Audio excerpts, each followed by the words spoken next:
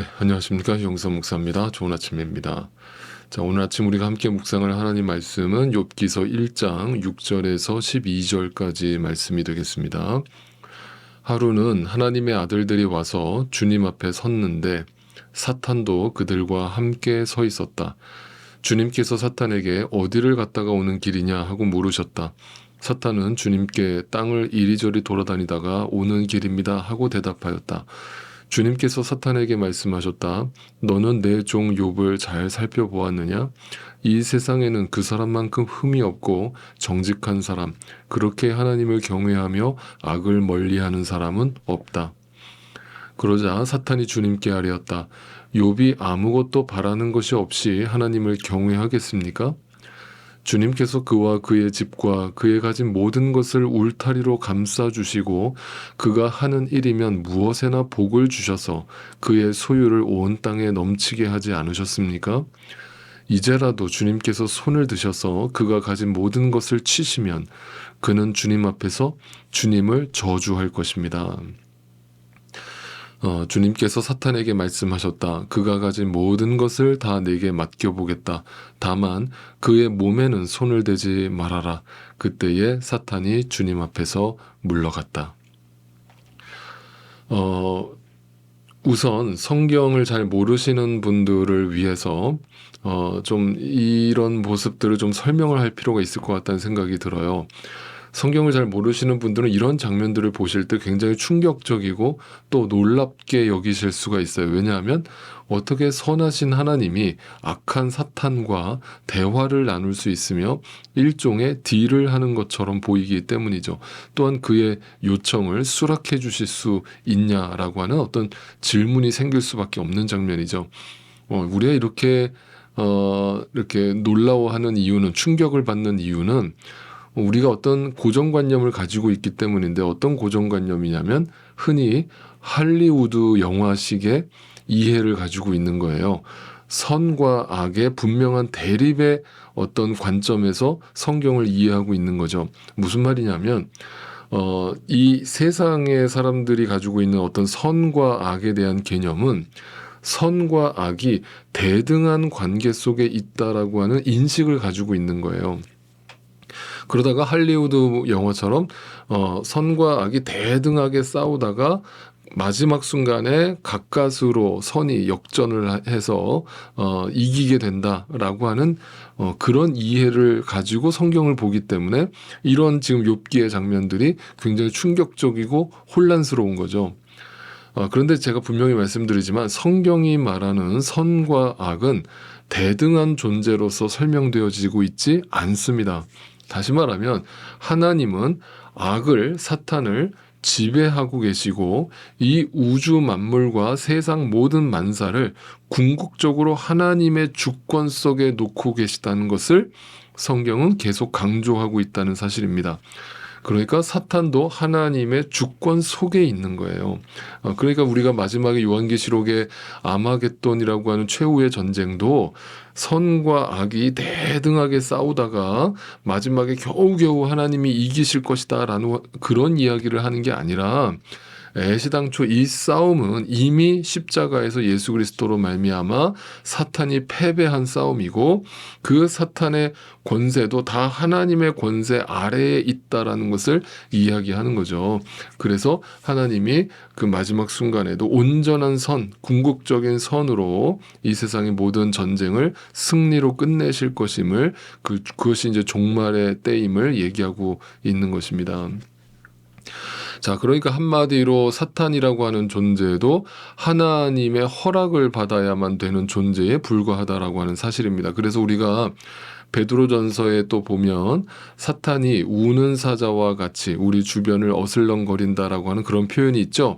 그 말씀도 어떤 분들은 그거를 두려움의 말씀으로 이해를 하시는데 그 뜻이 아니고, 여러분, 사자라고 하는 동물은 맹수 중에 맹수 아닙니까?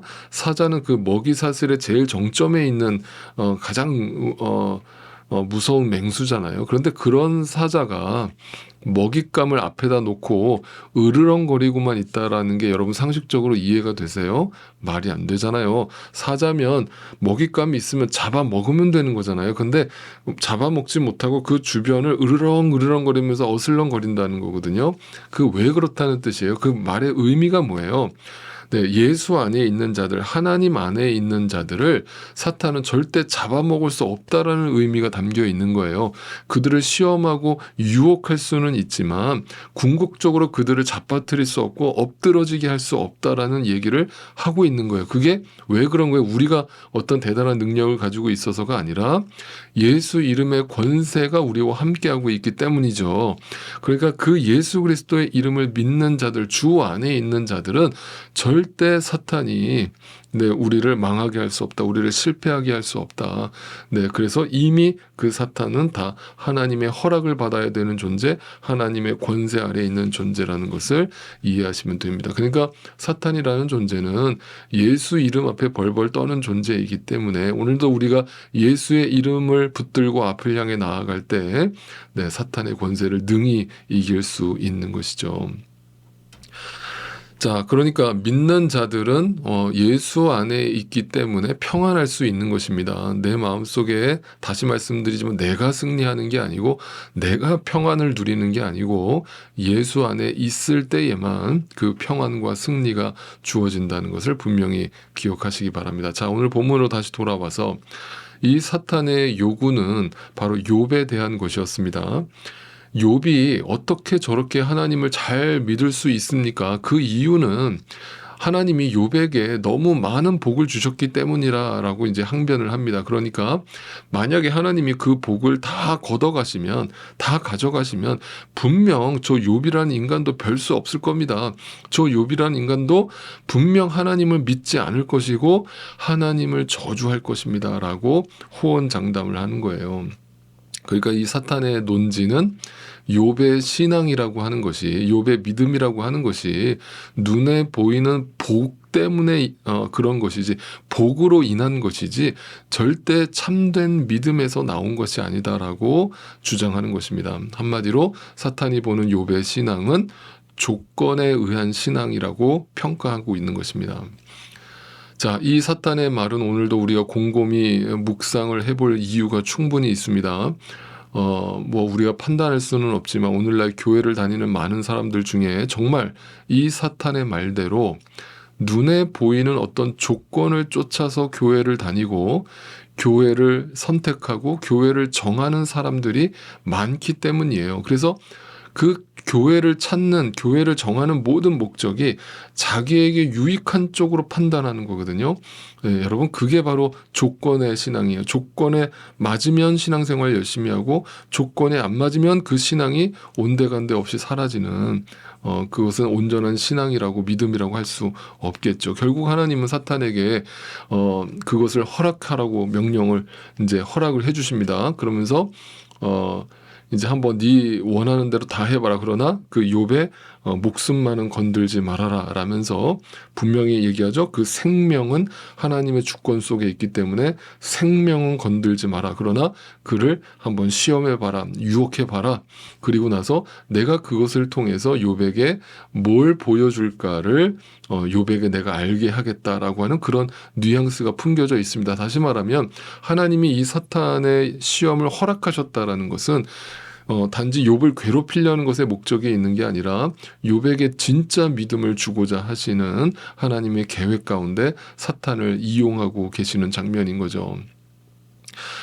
자, 여러분, 우리가 히브리서 믿음장을 살펴봤던 것처럼 믿음은 그래서 뭔가 눈에 보이는 것들을 잃어버리게 되므로 오히려 진짜 믿음을 갖게 된다라는 것을 알게 됩니다. 그래서 믿음은 대단한 역설이자 반전이에요. 없음이 결국 있음을 가져오게 되고 잃어버림이 뭔가를 얻게 됨을 가져오게 되고 눈을 감게 됨이 눈을 뜨게 되는 역설 중의 역설이 바로 믿음인 거예요. 그러니까 이 믿음을 가르치는 것이 기독교고 그 기독교가 진리라는 것을 강조할 때 눈에 보이지 않는 것을 강조하는 것이 진리인데 그런데 그 진리가 타락하면 종교라는 가면을 쓰게 되고, 그 종교라는 것은 눈에 보이는 것들을 통해서 인간 내면의 또 다른 자아와 욕구를 충족시켜 주려는데 목적이 있기 때문에 그 종교는 타락할 수밖에 없는 거예요. 그래서 제가 늘 말씀드리는 것처럼 기독교는 종교일 수가 없는 거예요. 종교화되면 안 되는 거예요.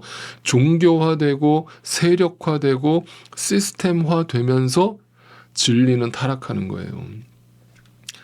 그래서 항상 진리는 없음에서 찾아야 되고, 부족함에서 찾아야 되고, 잃어버림에서 찾아야 된다는 것을 기억하실 수 있게 바라기를 바랍니다. 그러니까 하나님은 욥을 통해서 그 잃어버리게 하심으로 진짜를 주고자 하시는 거예요. 이것이 축복이라는 것을 성경은 말하고 있는 겁니다. 자, 어쨌든 이제 욥은 이제부터 상상을 초월하는 고난 속으로 빠져들게 됩니다.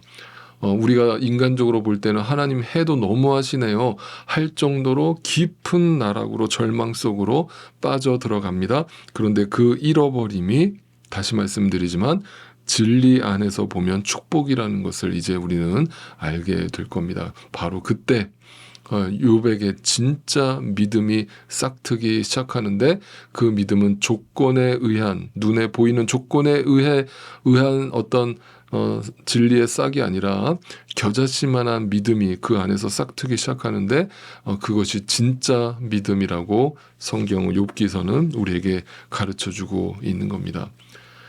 우리는 이제 이 깊은 진리를 찾아 떠나는 고난의 여정을 욥과 함께 떠나게 될 것입니다.